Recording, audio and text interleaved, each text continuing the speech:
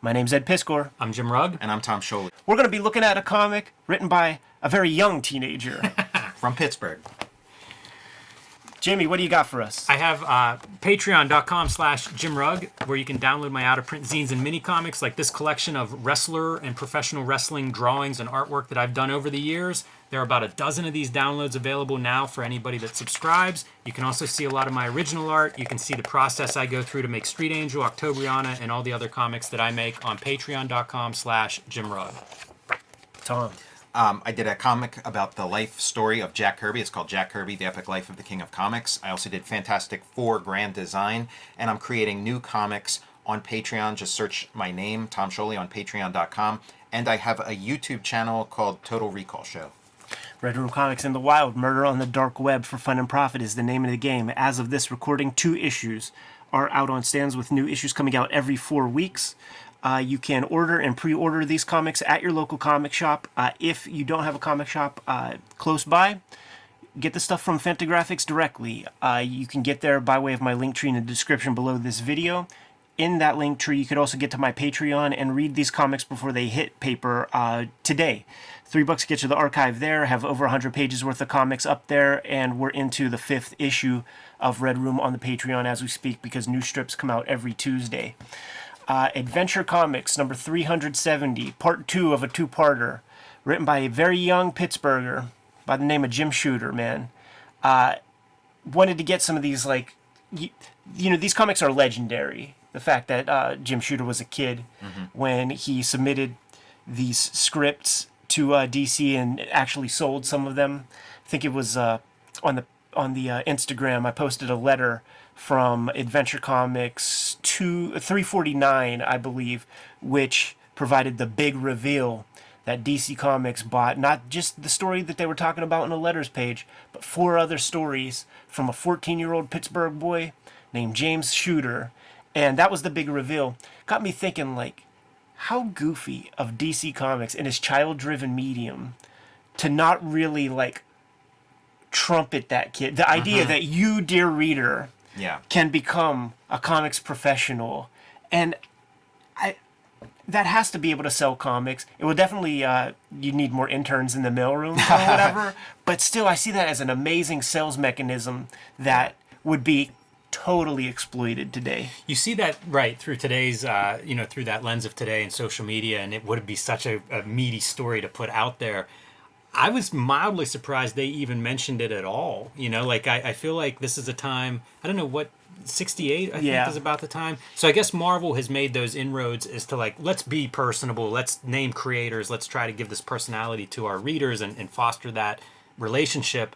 But it's still, I was mildly surprised that they mentioned it at all. From like a child labor point of view? Or not just from you don't see an artist baseball. name. Yeah, right. Exactly. No credits on this story. So, just from that standpoint, but yes, in today's world, like, this is amazing. It's for someone who wanted to make comics, wow, that's the greatest piece of insight you could see. Like, talk about, raising the bar. If you're a kid who loves comics and thinks, like, this is what I want to do, like, you got to get on the ball and then start sending in your plots, sending in your samples whenever you see something like that. So, fascinating. Glad that DC mentions it at all. Young Jim Shooter, like, probably received some of his stewardship from Mort Weisinger about some of the mandates that he brings to Marvel, the whole every issue somebody's first issue kind of thing, because this is part 2 of a story that sort of ends on a cliffhanger with this sorcerer kind of confronting all of the superheroes and stuff. Tune in next month, and you imagine that you open up this thing and you're just picking up where you left off. But no, every issue is somebody's first comic. So Jim Shooter is giving you like an extra problem to sort of start things off. And it's pretty genius. He bats out this story. It's paced in a really awesome way because he keeps adding stakes and there's very clear conflict. And he gives you little payoffs and then adds a little bit more. But it is the enthusiastic energy of a little kid that's written this thing, which is why the thesis of this video is that every superhero comic should probably be written by a really smart 13-year-old, because I had such a ball with this. Yeah. It doesn't take itself so seriously, and there's imagination on every page, all things that are lacking in your average jobber comics of today. I wonder how perfect it is that the kid is writing a characters that are kids. You know, like it does have all that logic that you apply and describe there, Ed. But I do think it helps too that they're kids. Like it's such a perfect fit. It's almost a gimmick on a gimmick. Right.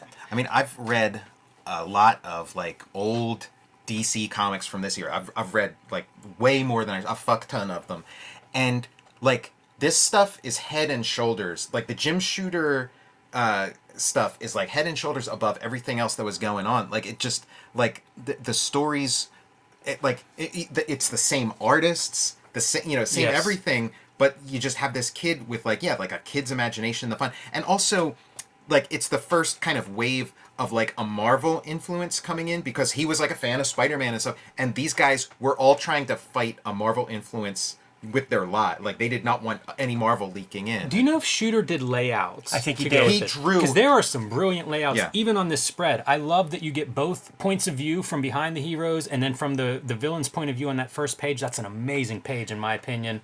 And then I love like where their eyes overlap with this composition of the two characters, and it's kind of like they're the same size. Their eyes are in position. If it's just interesting compositions. I enjoyed this book too, reading it this week. I had never read this before and was dreading it, and had a great time reading it. Part of it, the story is the story. It's Yeah. not. It's a superhero Right. story. It's the context is everything. The in this comic to storytelling me. is really the piece that's like it was a pleasure to read this, and I credit the art, I credit the layouts. It all works really well. Well, this is Kurt Swan. When Kurt Swan's drawing, like just an issue of Superman or whatever, it's not laid out like that. It's like the Kurt Swan we think of. It's like super boring. It's everybody's standing sort of stiff. You see the with same perfect poses posture. in every issue. Yeah, this like feels like the best of what like a Marvel comic has to offer, and what frankly I'm looking for from a superhero comic. Just this sort of stuff.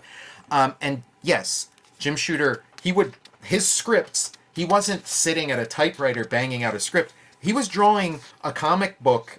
He would draw a full comic book, the same as like when we look at our old stuff, same kind of thing. This like little kid sitting drawing, making his little word balloon, writing everything and drawing it of a complete issue, and then they would hand this to Kurt Swan, and so Kurt Swan would have this great starting point that would like kind of break him out of all his habits and all his professionalism and get him to like unbutton his top button a little, loosen his tie a little bit and have a little fun. Do you think the editors keep a little kayfabe when they transition that script to Kurt Swan? Like, you're like an old journeyman artist, man, and now you just got this thing from a little kid, and now you have to take it seriously and draw it on twice up and spend days on this shit. Well, that's like a criticism you always hear is like, what, did a 14-year-old write this?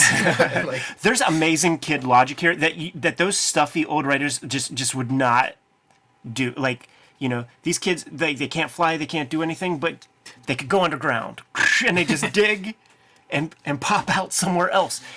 Every couple of pages has a couple of these gimmicks, man. Now they just have to like use a hypno ray to forget that they're even superheroes. How great is that page panel for the hypno ray? It looks Yeah. amazing. It's very simple. Looks amazing. now, Good montage. Yes. I've been on the search for these Jim Shooter drawings, and I mean he has a bunch of them and stuff, but only a few of them have been released here and there in like little fanzines and like maybe some Tomorrow's publications and stuff. But I need the complete works of Shooter. I need any of this. those. Yeah, Yes. exactly. I am desperate to see any of those. I haven't seen Okay, those, I'll so show I you will now some, be on yeah. the look for them. Yeah. And it is a convoluted story. It involves memory loss, and Yeah. they're doing those hypnotizing themselves and having magic spells, reading minds, sending Smallville into space. Like it's ludicrous. It is that kid logic of like, and then, Yes. and then, just adding on to it. Some of the storytelling is really well organized, where we get bits and pieces, and it's almost like you have a question, and it's momentum to keep reading it, which. I mean, it's got to be almost like Shooter having a knack for writing and storytelling, I would imagine, at that young age to get some of this stuff, structurally to work right. He's definitely gifted, and keeping the conflict so clear, having real conflict, because very often, like, bust out a Claremont X-Men comic, and sometimes characters are fighting and you don't exactly know why. It's always clear in these Sometimes. comics.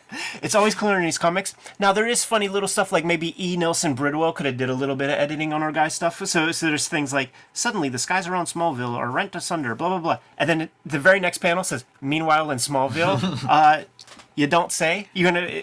Are we in Smallville here too? Like, I'll bet you anything the editor added that too. That's the insult to injury.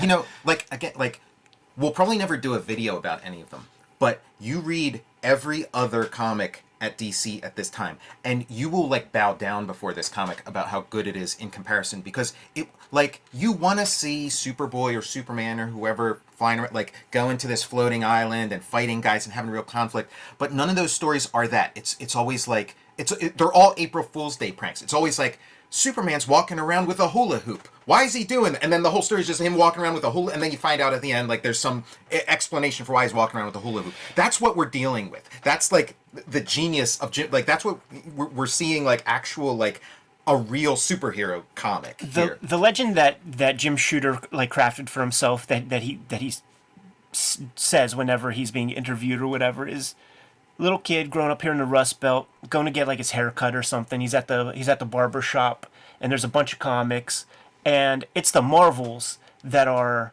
read to tatters, and the DC ones are pretty pristine, not really being messed with. And he's reading those jacked up ones, reading the DC ones, and that's when he gets the idea of like injecting some of that Marvel energy into the DC universe or whatever you want to call it. Imagine being 14 years old, drawing your little Xerox thing, sending it off, and then getting these results. Like, I remember my first fanzine, self-published comics, and the addiction for print was instantaneous when I got my copies back. When something like this happens to a kid, you're a lifer. You're going to start creating companies and losing companies and being editor-in-chief. Growing a ponytail. And being dictatorial and having everybody burn effigies of you. You're in comics forever. It's inescapable. Just when you thought you were out, it pulls you back in.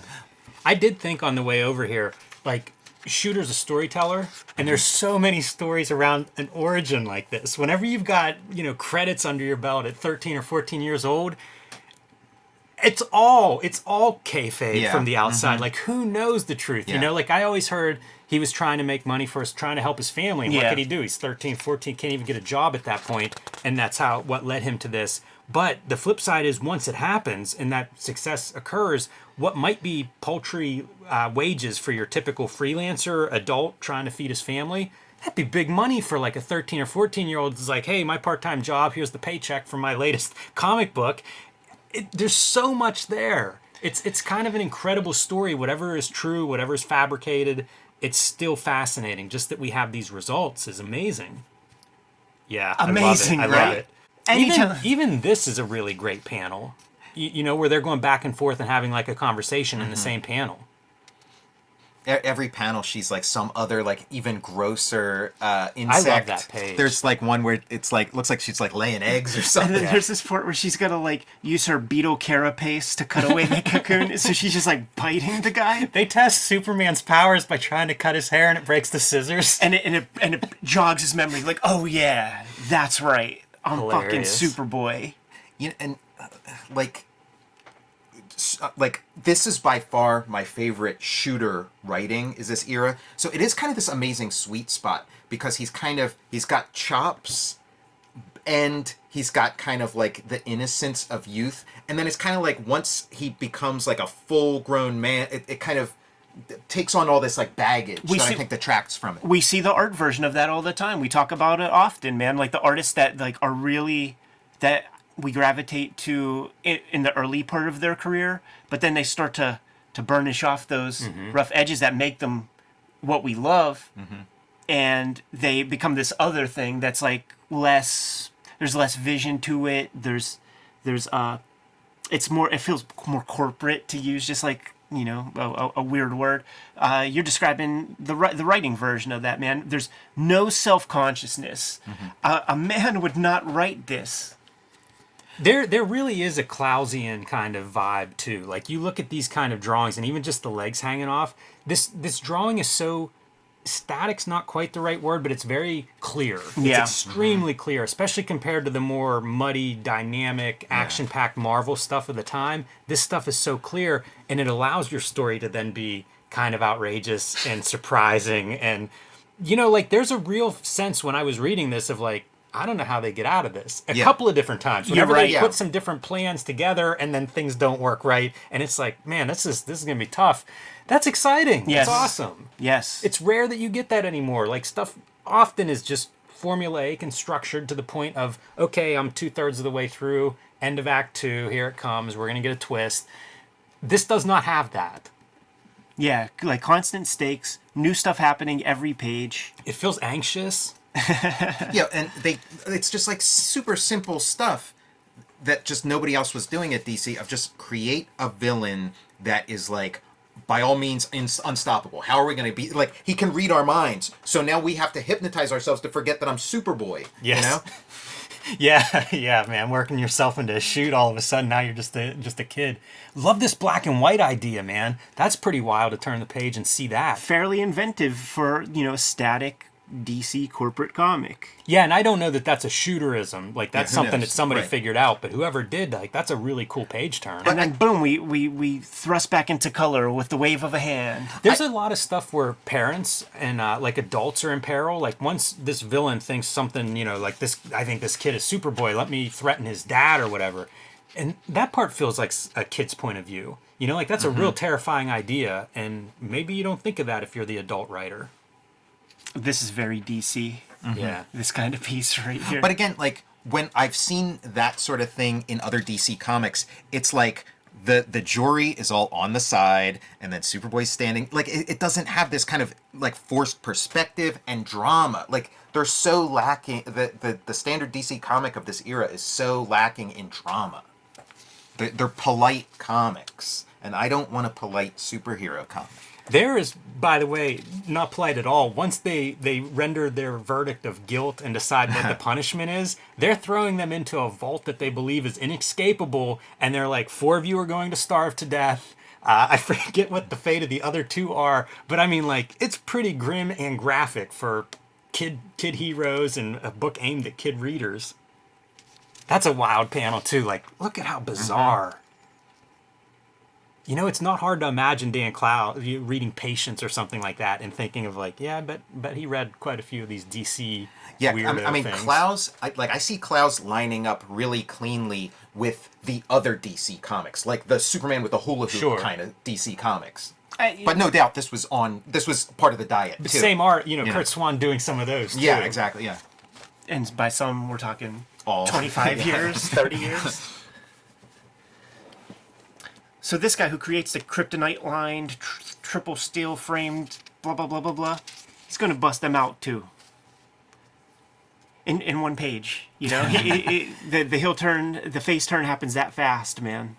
A little bit of, like, the Scooby Gang going on. I've seen a lot of Scooby Gang stuff here, like even with the jury of, like, the evil peers. A little pointillism in the gimmick, it's a man. nice effect. There's a few of those kind of nice visual effects. They introduced these Star Trek red shirts, man, and then you just know they're not long for this world. I feel like, a Kurt Swan couldn't help but be inspired by this, like, outside of the box stuff that's being put in front of him, as opposed to a typewritten script, that's like the same old, recycling plots. And we don't know that Mort Weisinger or somebody just didn't even type something up for Kurt Swan, though. I do want. That's why, like, I want to see more of the pencil, because some of them I have seen where it's like a 1-to-1 somewhat. So you see this little piece, and you can't forget that Neil Adams is in the game now. Like, I think he even draws some covers for these things. Maybe not this cover, but he might have drawn the previous one.